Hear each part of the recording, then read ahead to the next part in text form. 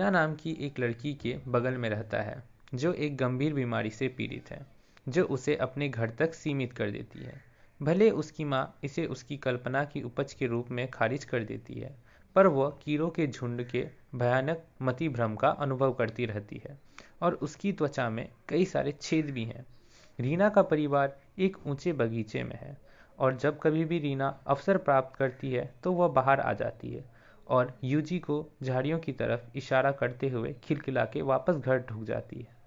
इस बीच यूजी ने रीना को देखकर अपने दादाजी की मृत्यु को याद किया कि कैसे उनका शरीर छेदों से भरा हुआ था। वह अपने दादा की डायरी खोजता है और जावा से एक जेट किट की मूर्ति से उत्पन्न श्राप का पता लगाता है। जेट किट की मूर्ति उनके दादा के शरीर में छेद के लिए जिम्मेदार थी और उन्होंने डॉक्टर को श्राप के लिए दोषी ठहराया था, जिसे यूजी के दादाजी ने पड़ोसी के बगीचे में फेंक दिया था। एक दिन रीना की माँ एक कहानी बताती है कि कैसे रीना शैशवावस्था में जीवित रही, क्योंकि वह सांस नहीं ले रही थी, लेकिन उसकी त्वचा में छेद विकसित हो गए थे जिससे वह उनके माध्यम से सांस ले सकती थी।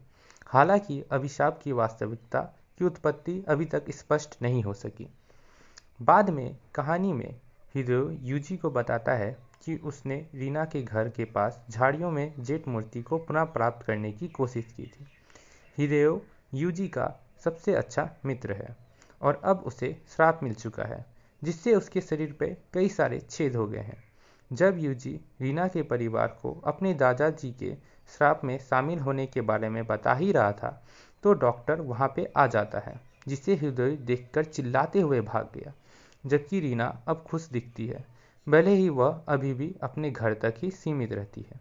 तो इस कहानी में जो मेन जड़ है वो है डॉक्टर, जिसके चलते ये सब चीज़ हुआ है और जिसने श्राप दिया है। यह कहानी एक जेट प्रतिमा के अभिशाप की एक भूतिया कहानी है, जिसके कारण त्वचा पर छेद दिखाई देने लगते हैं, वातावरण उदास और डरावना हो जाता है। कहानी दर्शाती है कि कैसे अंधविश्वास और किंवदंतियां लोगों पर एक मजबूत पकड़ बना सकती है और उनके जीवन को उन तरीकों से प्रभावित कर सकती है जिन्हें आसानी से समझा नहीं जा सकता।